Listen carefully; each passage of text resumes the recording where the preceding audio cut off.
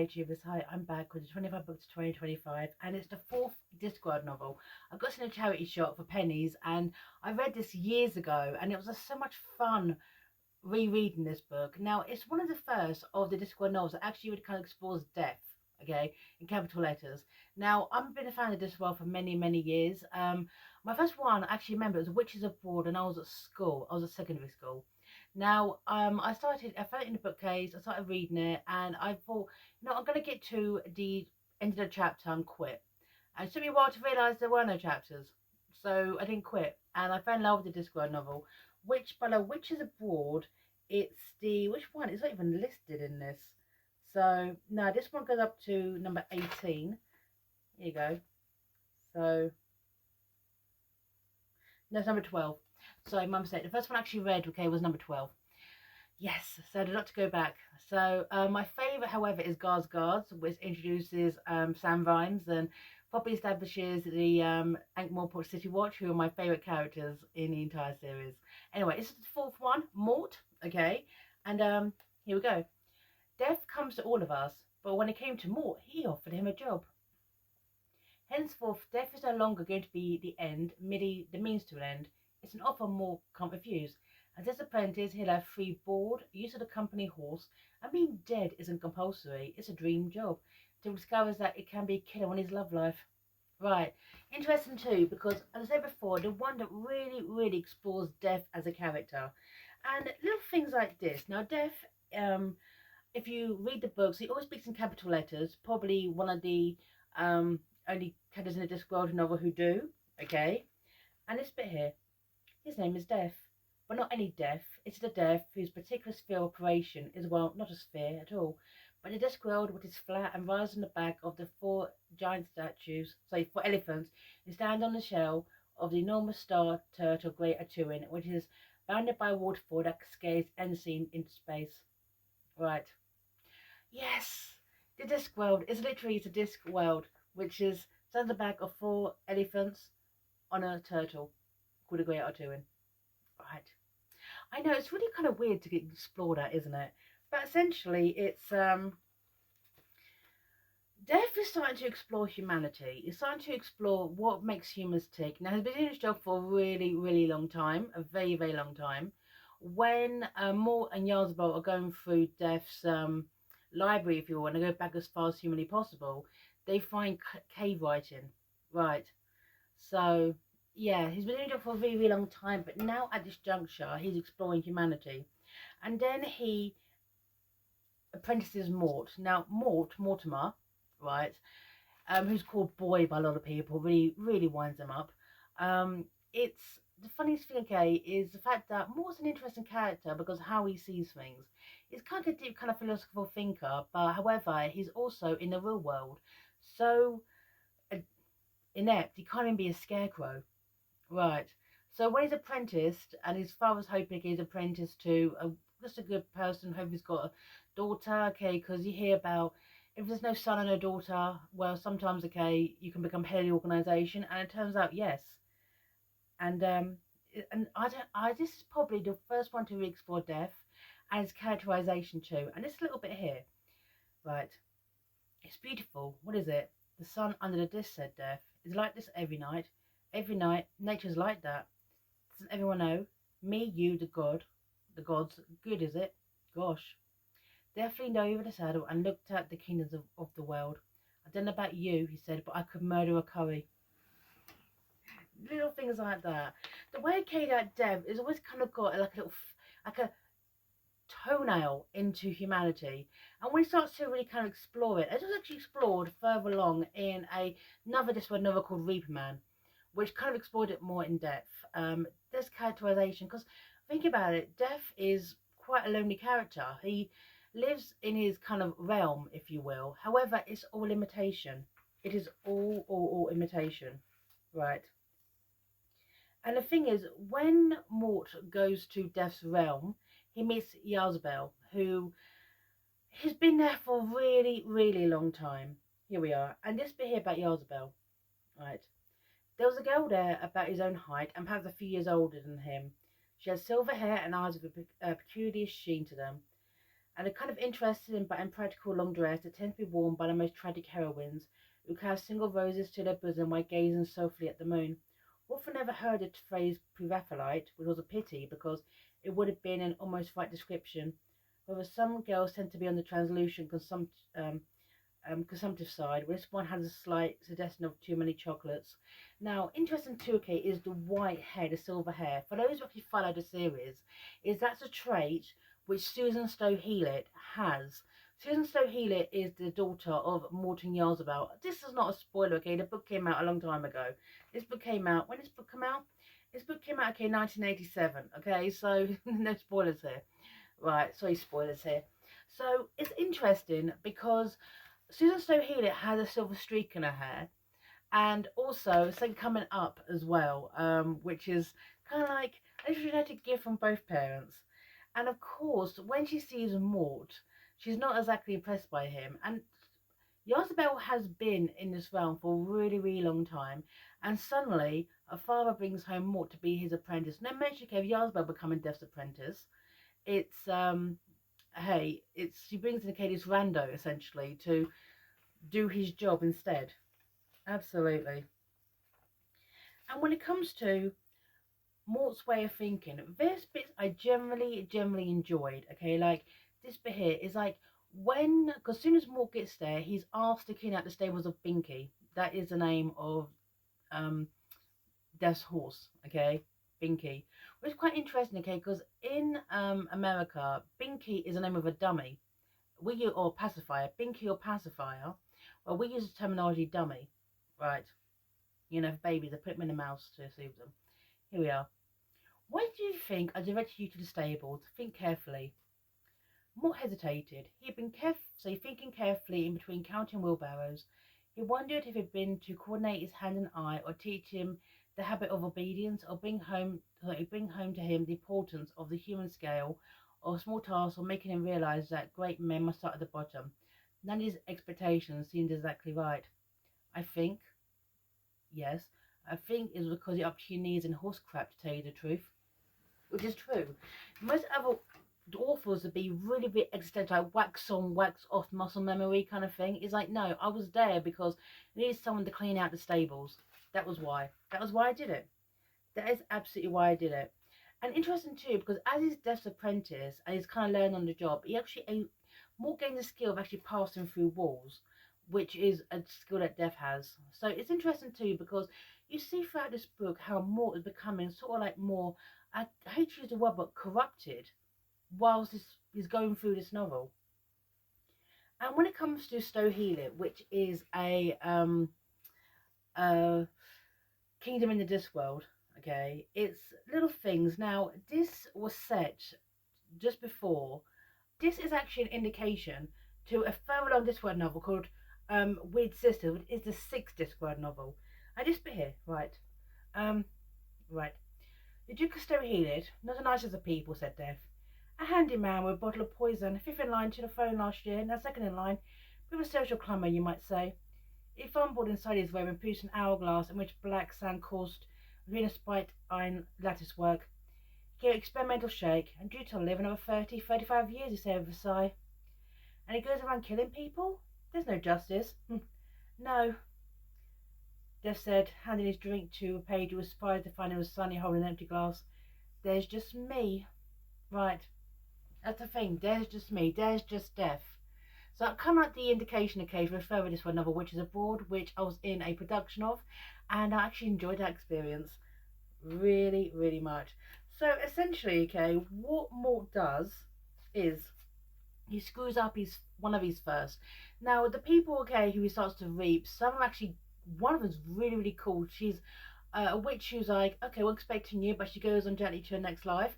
One is a man who's going to be reincarnated. Okay, he's been doing it for a while, and then he this bit here, right, is when okay that Death is Mort is supposed to read Princess Kelly, who's actually now Queen, first in line to the throne. This bit here, right. What is that thing inside your head, or wistful regret, or things they are the way that things are the way they apparently are? Sadness, master. I think now I am sadness. Right, that's the thing. So essentially, okay, what Death is having like his glorified midlife crisis, he's sending the wrong people out to actually do his job. Now, as reading this book, I often wonder, is this like a little test of character for Mort to see what he will do? Now, when he actually goes to meet Princess Kelly, who's young and beautiful, he hesitates in the job. He absolutely hesitates. So, yep, he just can't do it. Interesting too, when it comes to Mort and Ysabell, is that Mort actually gets days off, which really irritates Ysabell, who doesn't. Absolutely not. You see her frustration. And also, one little bit here, and there's a lot of foreshadowing, because remember, this is the fourth Discworld novel. So, it feels like what Pratchett's doing is also setting the stage of further little things that are coming along. Like this bit here, right? It's when okay, Mort goes looking for a horse to actually help Princess Kelly, right? Riches being many problems, what are we to do? We return to Clatch, where children can grow up in a proper country, true to the glorious traditions of an ancient race, and may not need to work as waiters for wicked masters, but can stand tall and proud. And you must leave right now, fragrant blossom of the date palm. Why so soon, O hard-working son of the desert? Because, said the man, I just sold the patrician's champion racehorse. Now, the patrician has not really been met at all in the Discworld novel. Okay, he's not really been introduced. But that's the clue to the patrician who actually owns a champion racehorse, and also Clatch.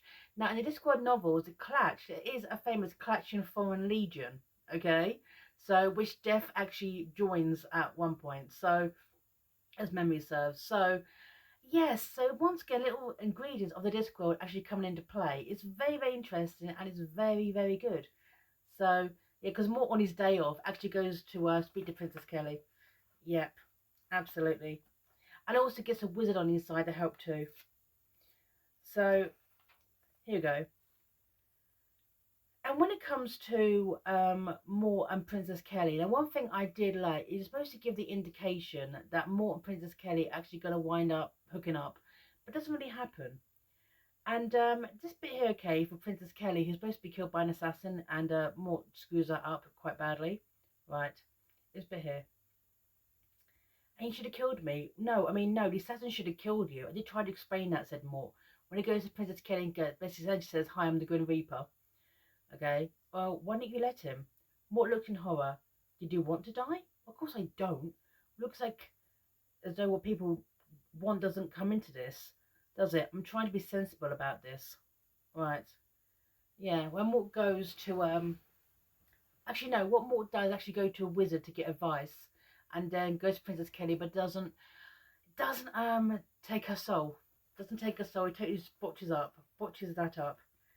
But the thing is what Mort does is essentially by not taking Princess Kelly's soul, and also by accidentally swinging Death's scythe, which was in his possession. Okay, this is quite a complicated novel to actually review, by the way, as you can probably tell.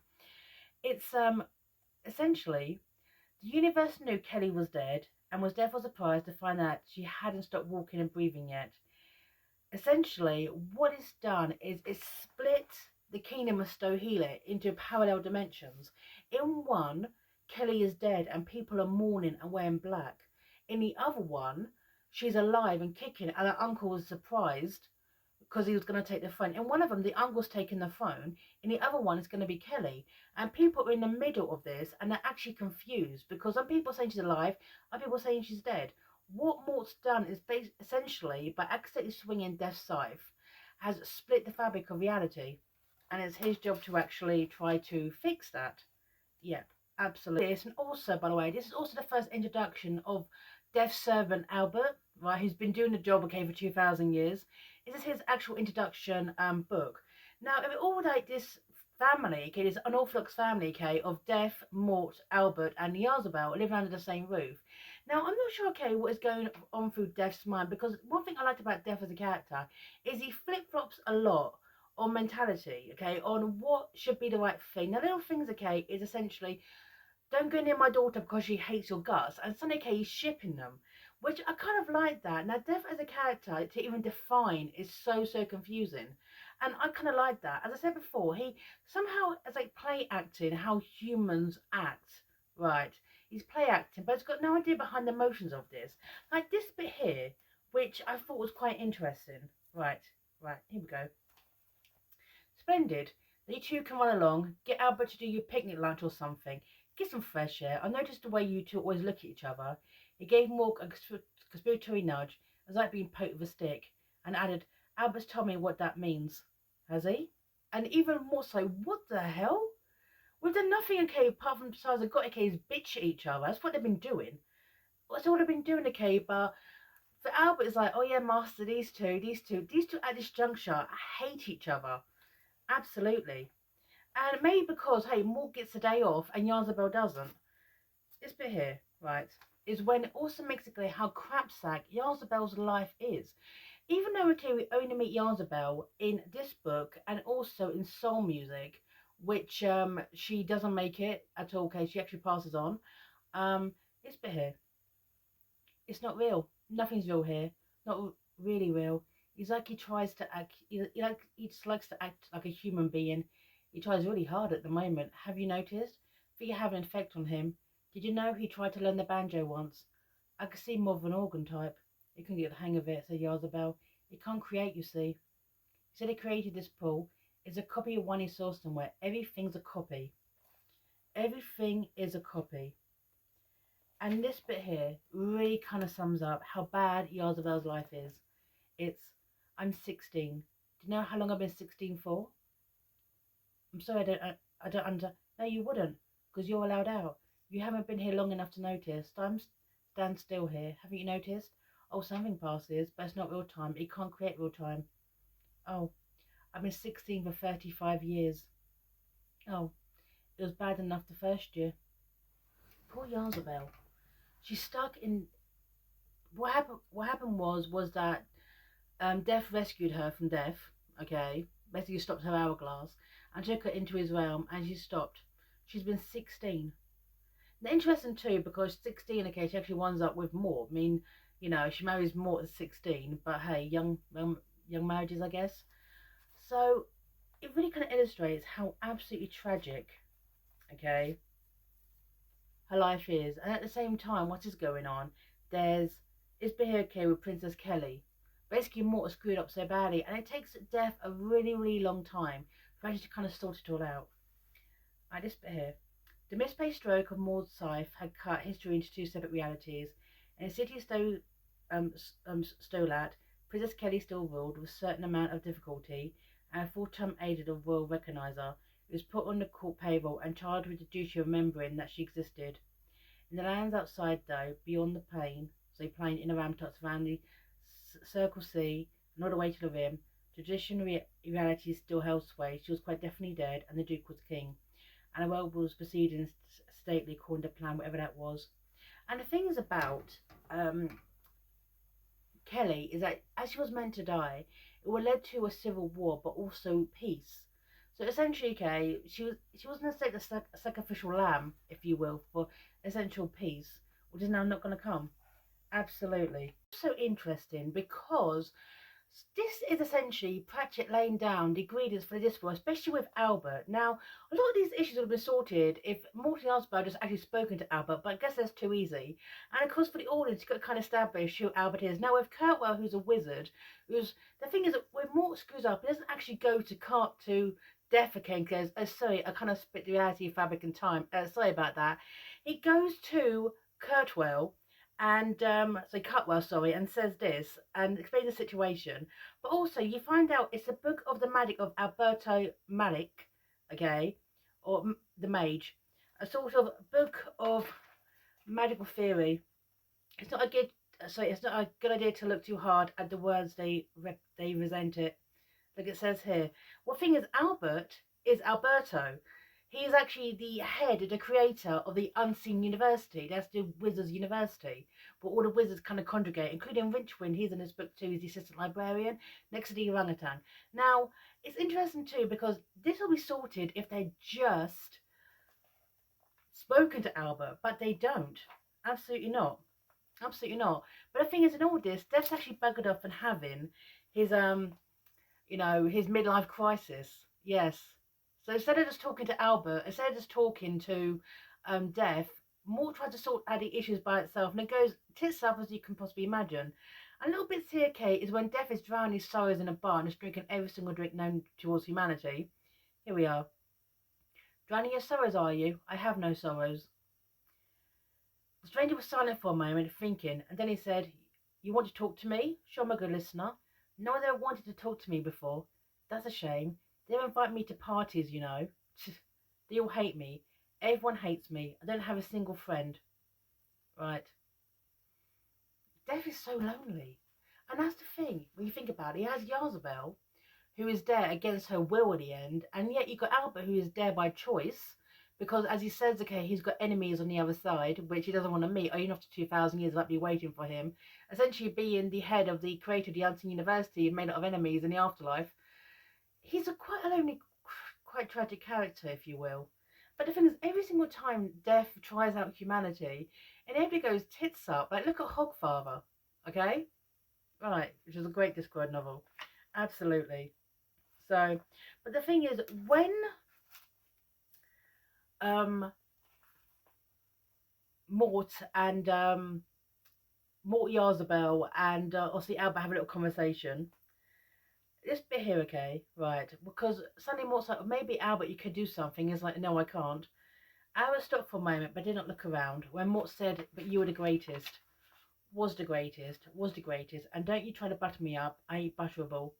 They could us to you and everything. And Mort said, said Mort, more for them then. You mean you won't help? Give that boy a prize, because my tea is pretty damn crusty too. Sorry, it's no good thinking you can appeal to my better nature, because under this crusty exterior, my tea is pretty crusty as well. Yeah, he's not going to help. He's just, basically, his plan is to just see how it goes. See how it goes, yeah. He's like, you know something? I'm not going to go help. I'm just going to sit back and enjoy the ride. Yeah. And also this little bit about when Kelly, she still decides to do a coronation, even though, okay, she might not make it towards the end. And little bits of Kelly, there's like a flirtation going on with Kelly and Cartwell, which I thought was quite sweet between a wizard and the queen now. This bit here. Women's clothes were not a subject that preoccupied Cartwell much. In fact, usually when they thought about women, his mental picture seldom included any clothes at all. But the vision in front of him really took his breath away. Whoever had designed the dress didn't know when to stop. They put lace over the silk and trimmed it with black vermin and string pearls everywhere that looked bare and puffed and starched. And started sleeves, added silver figure, and then started again with the silk. Right. And it's like, she's like, well, if I'm going to go to my death, I'm going to do it in style. This is like my historical outfit. Not too shabby. Not too shabby. This is when Mort has it out with Albert after he finds out, okay, that he was the head of the Unseen University. It's little things that came about Albert, because this is an establishing book. This little bit here, okay, it's, right. I'm more than 2,000 years old. I am. I live longer than anyone in the world. Mort shook his head. You haven't, you know. You just stretch things out more. No one really lives here. The time in this place is just a sham. It's not real. Nothing changes. I'd rather die and see what happens. Right, rather than so he happens next and spend eternity here. Right. And Albert's like giving it, well, you know something, I've got 91 days left, and furthest one knows basically he's got minutes, but it's true. I mean, why would Mort, who was so young at this point, even want to be Death's apprentice? This is not what he signed up for. What, to live a life, what, thousands of years? And what about with Death? I mean, what, he's going to spend his eternity as an apprentice? What if Ysabell? I mean, this is kind of Mort realising he'd rather not even, you know, basically he'd rather end his timepiece, than do this. But in the end, though, Albert is kind of like forced back into the human world. And this bit that actually really, really annoyed me, was also very, very weird in Discworld novels where actually established dates. They did say, okay, quite a lot, it was a year of the fruit bat. Sorry, the century of the fruit bat. Century of the fruit bat. And this bit here, Alberto Malich, founder of this university, from 1222 to 1289, will not see his like again. And Albert doesn't really like the statue, so he sends off the octarine colour, which is one of the colours from the Discworld, and destroys it. But the thing is, this sends a rumour around the university, okay, that he basically appeared in the middle of the statue and basically he just come back to life. Okay, he just come back to life, yeah. So So with the wizards from the Unseen University at his disposal, he decides to summon a spell to actually get Death back on track. To say, come on, Master, get off your midlife crisis, okay? You've got to get shit done. Basically, Mort's torn his fabric of space and reality, and yeah, and it also goes a little bit weird, okay? Because at this time, Mort is essentially doing his job, and both Death and Mort start being summoned at the same time, which I thought was really interesting. Now, one thing is also interesting too is when a little bits from Death is you start to wonder with his midlife crisis and him actually leaving Mort to do the job. Okay, was it also a test for Ysabell? Okay, was it also a test? This bit here. Is this how he pays my kindness to steal my daughter, insult my servants, and risk the fabric of reality on a personal whim? Oh, foolish, foolish, I have been foolish too long. Right, here you go. And Dev's given it, oh, I gave him the greatest opportunity, career structure, prospects. But hold on, further early in the book, you basically were shipping Ysabell and Mort. Suddenly came the fear of losing Ysabell, and suddenly it's really kind of confused Death, which is quite interesting too. In various ways, okay, when Death is jealous, he appears so human. Absolutely so human. Right, and this bit here. I invite you into my home. I train you, I feed you, I clothe you, I give you opportunities you could not dream of. And thus you pay me. You seduce my daughter from me. You neglect a duty. Make ripples in reality that would take a century to heal. Your ill-timed actions have doomed your comrades to oblivion. The gods will demand nothing less. All in all, boy, I know not a good start to your first job. Okay, right. So it's like, why don't you ship in Ysabell and Mort earlier? Make up your mind. Make up your mind. I think because Death, even though okay he's deaf, suddenly struck with this innate fear, okay, of losing his child. Absolutely. And the thing is, in all this, Mort is actually slapped by Death, which leaves a birthmark which travels down to Susan Stoheel. As Auntie blushes, she gets like a white mark on her face. That's from Death's slap. So she gets a hair from her mother, but a slap from her father. Okay. But the thing is this, it's that Ysabell turns around again and says, I love him, father. Don't I love him? And Mort's like, what, you never said? It's like, remember, these are teenagers. But I also wonder, was Ysabell saying that not because she truly loved Mort? Remember, she's very, very, she's been 16 again for over 30 years. Or did she see Mort has an exit to the human world? By saying she loved him, would she kind of convince Death of kind of a little bit of humanity he's trying to know about, love and romance, to basically get Death to free her, let her leave this sphere? That's something to wonder. Was it love or was it necessity? Okay, but the thing is, in all this fight happens in the hourglass room, and hourglass starts to fall, which actually kills some people and also saves some people as well. You know, they just kind of fall to the ground, okay, and start spinning. Right, it's the light in Death's eyes flared until it filled Mort's vision, and the sound of his laughter rattled the universe. And then Death turned the hourglass over. Okay, right. But the thing is, before that, it's, you don't know how sorry this makes me, Death said. Mort pulled himself onto his elbows. I might. Sorry it makes me. You think, okay, that Death's going to turn the hourglass, but no, okay, he turns it over and actually gives Mort life. And obviously saves Princess Kelly. Cuts to Mort and Ysabell's wedding when they're out there to do conductors of Stoheel, which is quite interesting too, because remember, first of all, it's kind of like this thing in regards to monarchy. Now, Mort is the kind of character who's always kind of away with the fairies, and Ysabell has been away from society for over 30 years, and they're both teenagers. So it's interesting too, because now they're going to find a legacy, which is Susan Stoheel. But also, it kind of fits too, because Mort can be one of them, like, Duke's gay is always kind of, you know, wistful thinking, if you will. And with Ysabell being so kind of out of time, she kind of fit in more, okay, with kind of the monarchy, because they like their rules and traditions. Here you go. And this be okay from Death, who didn't actually come and give her away, because, you know, too many people there. But this bit here.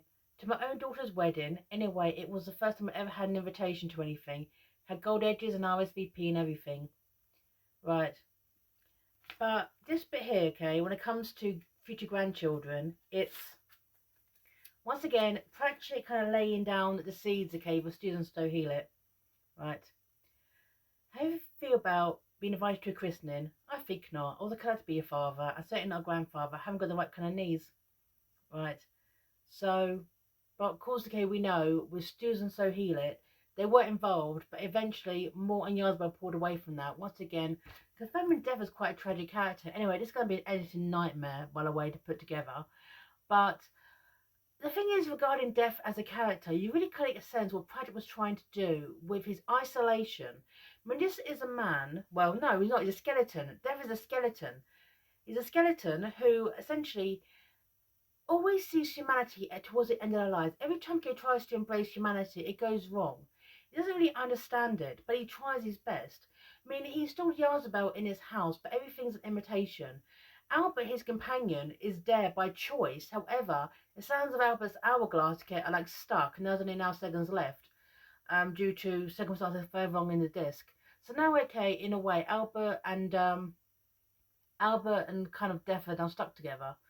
So, and also Albert's fate was never established, okay, or him passing over to the other side eventually, which I wonder, as Tay Pratchett considered doing that as he was getting further along.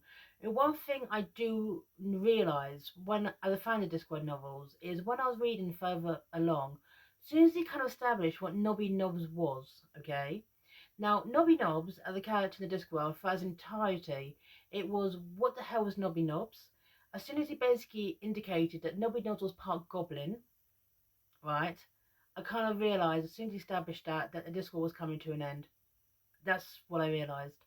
Anyway, take Pratchett's Mort, the fourth Discworld novel. It's going to be an editing nightmare to put together. I'm going to do my best, and I'm signing off here. Bye now.